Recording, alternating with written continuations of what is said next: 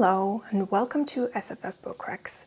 I'm Marie and today's video is about my mid-month wrap-up tag. But let's get started. There are 13 questions and the first one is, first I will give you a little bit of stats.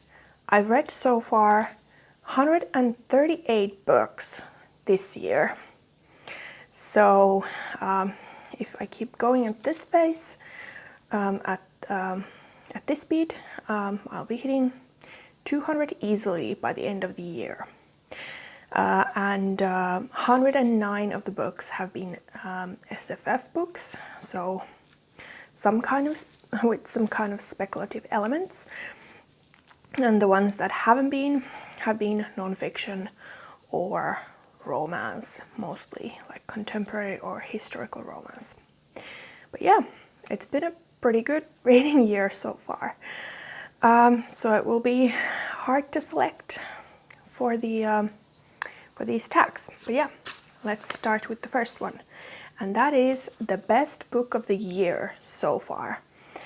And I had quite a bit of selection already, but I'm going to go with Ring Shout by P. Jelly Clark.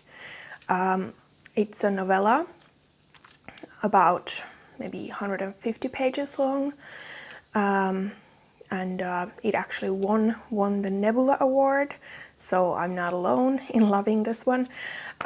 It's set to our world, to 920s, when Ku Klux was reigning, and like some of the members of Ku Klux Klan are actually like demons, and the only people who can see this are these 3 black women who hunt them.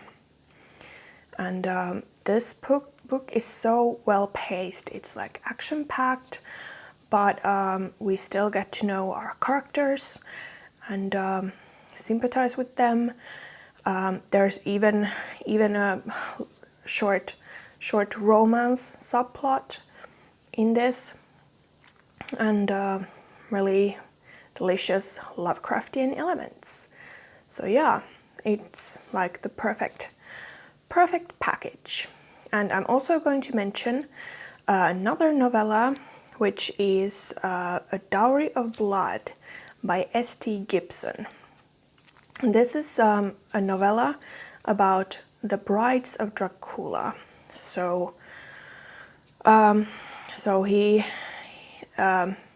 this is about the first wife, or the first wife as far as she knows, and the Constanta, and she's writing this as a letter to Dracula. So it's very like raw and emotional, and she's really opening up about how horrible things become. There will be other wives and one wife and one man, husband, joining the family, and there's some jealousy, but also because Dracula is abusive toward them, or very controlling, so they also have like this like they stand united against him as far as they dare. So it deals with a bit heavy topic, like abuse in marriage, so trigger warnings for that if you don't want to read about that topic, or at least want to know that it's there. But it's really powerful. See, Constanta, like the arc of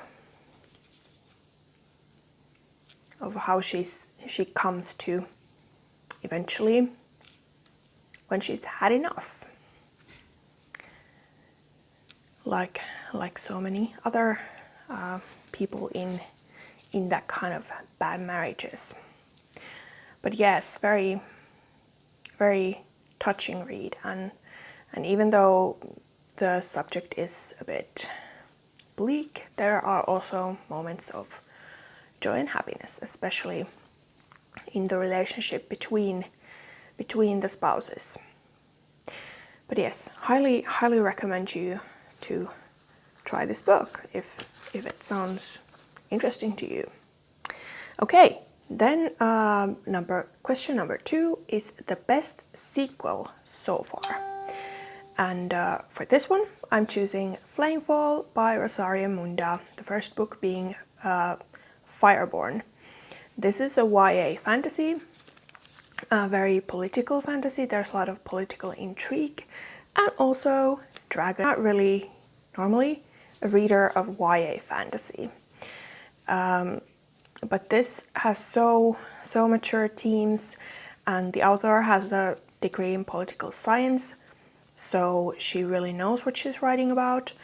And these books are set 10 years after a revolution, so they are trying to make a better society after overthrowing the king and the nobles.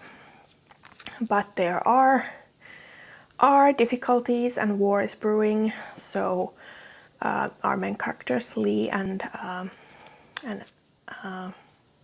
Annie, they because they are like the top of their class, the first dragon riders after the revolution, they get to be in the table where decisions are made in the council. And in this book, they are making those difficult decisions. And in this book, in the second one, we also get a new point of view character, Griffin, who is set to a different place. So we get to see another place and how that affects the plot. And there are lots of twists and turns, and let me tell you, the ending,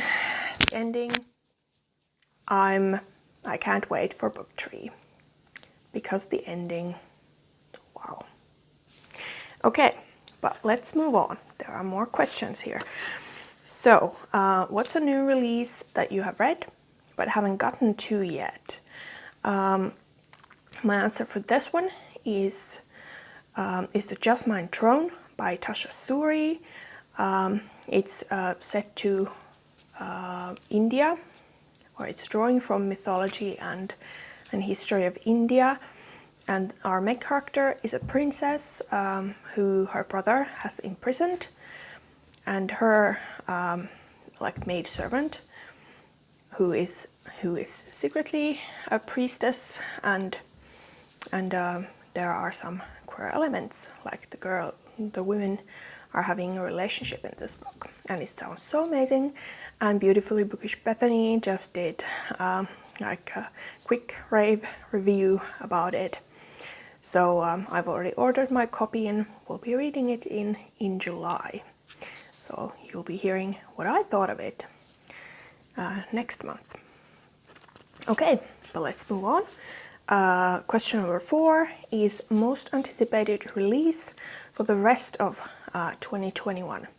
And that's Wisdom of Crowds by Joe Abercrombie, book 3 in his latest Age of Madness trilogy. Well, this is like we get cameos of some familiar characters from the First Law trilogy, but the world has moved on. There's been industrialization,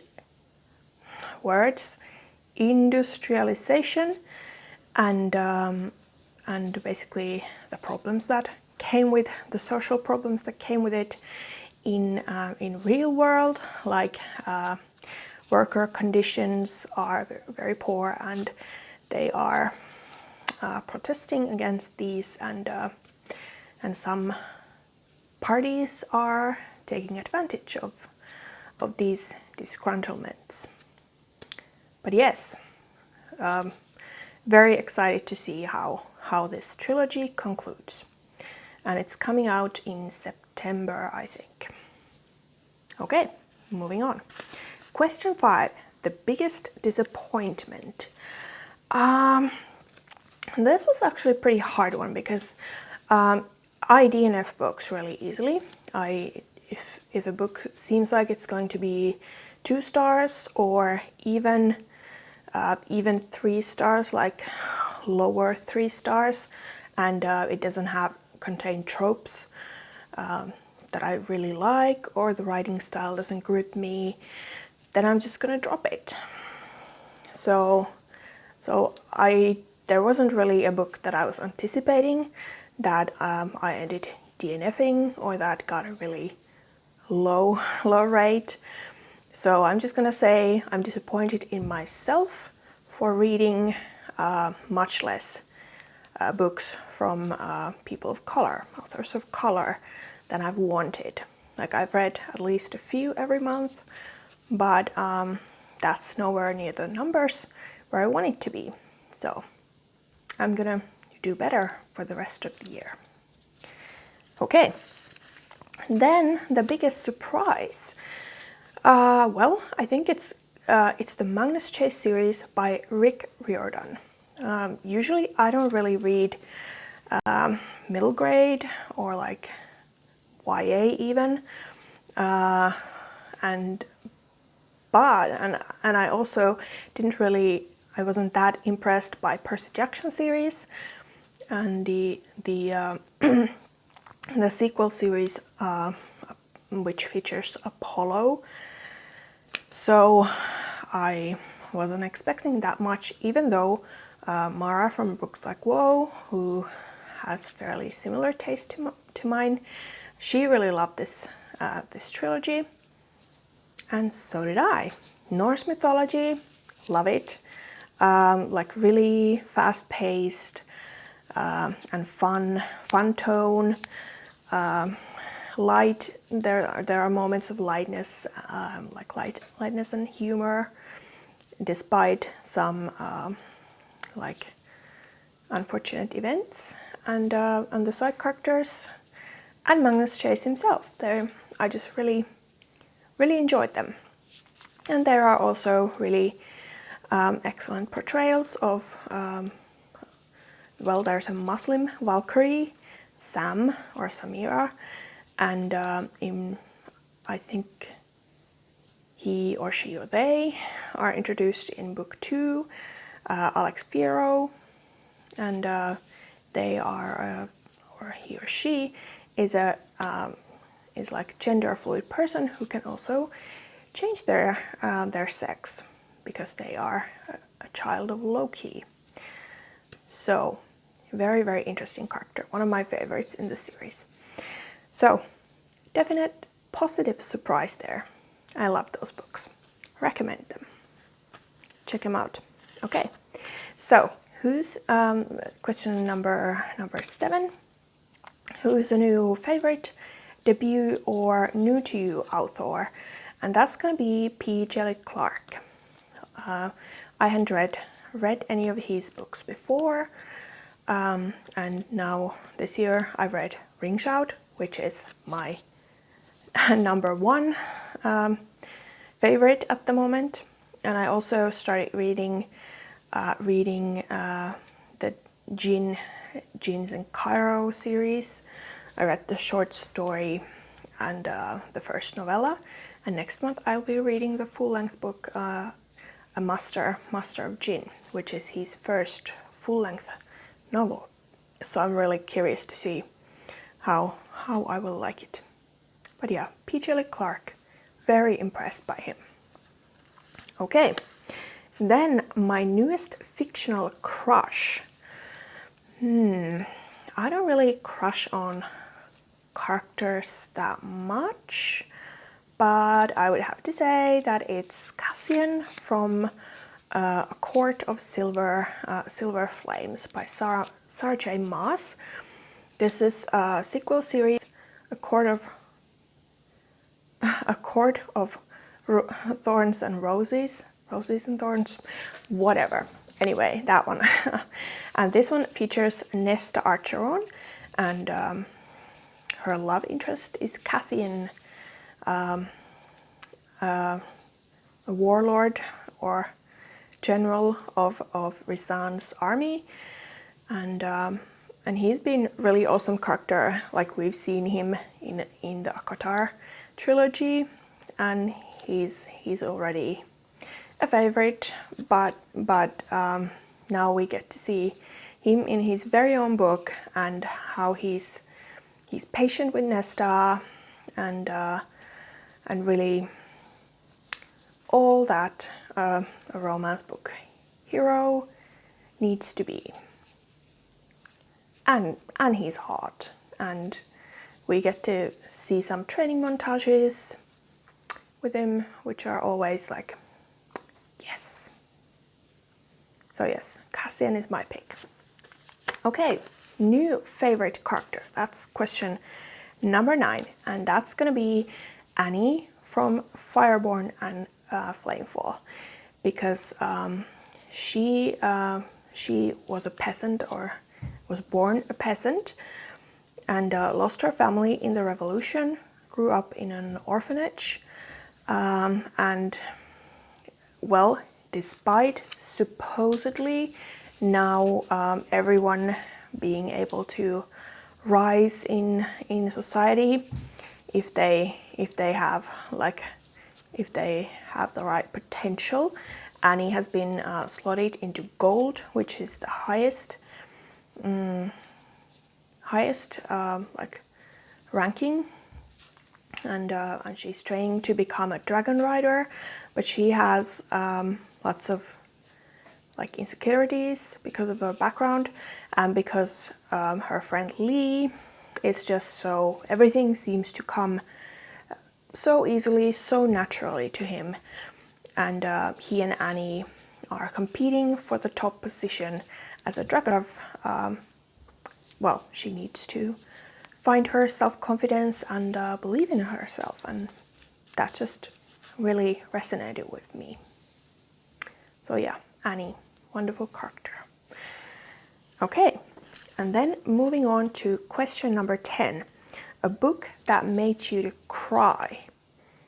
I mean, many books made me a bit teary-eyed, but I wasn't like outright bawling my eyes out. So, well, one book that made me emotional was A Court of Silver Flames by Sarah J. Maas, that I previously mentioned. Also, T.J. Klune's Wolf Song, which is a beautiful werewolf romance with 2 male characters. So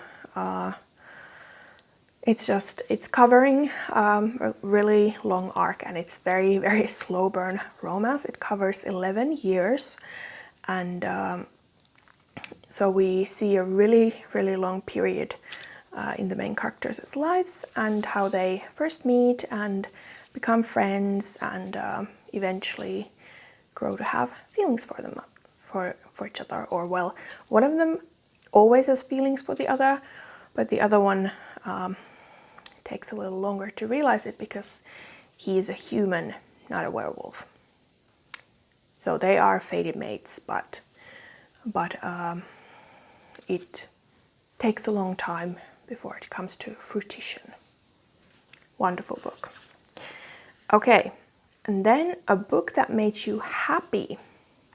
This one, I mean, all the books that I've rated 4 stars, 5 stars, or even 3 stars, I really, really loved reading them, enjoyed them.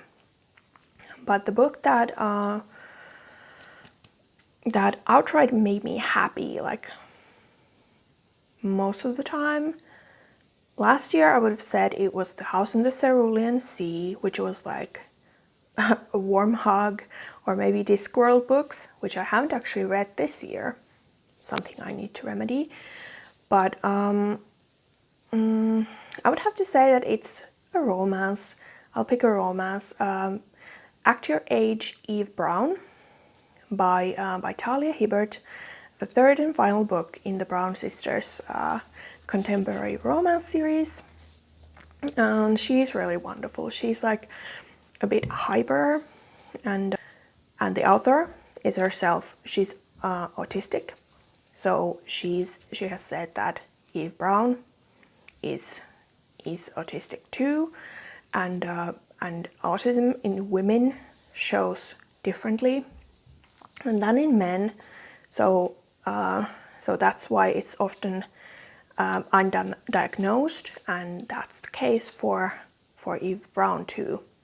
She's she hasn't been diagnosed, and she has been having attention deficits, fluttering around from job to another, and her family thinks that, they're supporting her, but they also think that she's pretty flighty and almost like childish even.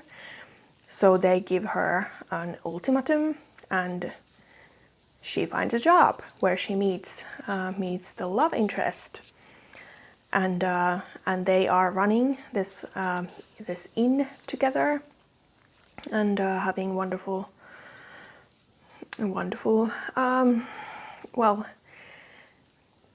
clashes, because she's just so vibrant and so I don't know, bubbly, warm person, and he's more reserved, more like, well, she's drawing him out of his shell, and they're complementing each other really beautifully. So Eve Brown, that book made me really happy. Okay, then the most beautiful book you've bought this year, that would be Lore by Alexander Bracken, which has a really beautiful Medusa cover. This reminds me of like old Greek statues, and it's just amazing cover. So kudos to the artist. Okay, and then we are at the last tag, or the last question. What books do you need to read by the end of the year? Okay, well, I already mentioned the Joe Abercrombie book, and some others that I've pre-ordered that are auto-buys from my favorite authors. Well, one is coming out in July, and that's Nalini Singh's The Last Guard. It's, I think, like 15th book in the Sai Changeling series, which is a wonderful paranormal romance series that also has like a really excellent big plot. So it's not just like smut and romance. There's also like urban fantasy action and intrigue going on. And then there's also in September is coming out a vampire book set to New Mexico and featuring like Aztec mythology by Silvia Moreno Garcia, and that sounds really interesting to me. So that's one of my most anticipated books for the end of the year. Also, I think it was in September. There's also T.J. Klune's new book that's similar in tone to The House in the Cerulean Sea, and this new book is called Under the Whispering Door, and it sounds amazing because The House in the Cerulean Sea was one of my favorite books of last year, so this is definitely a 5-star prediction book for me.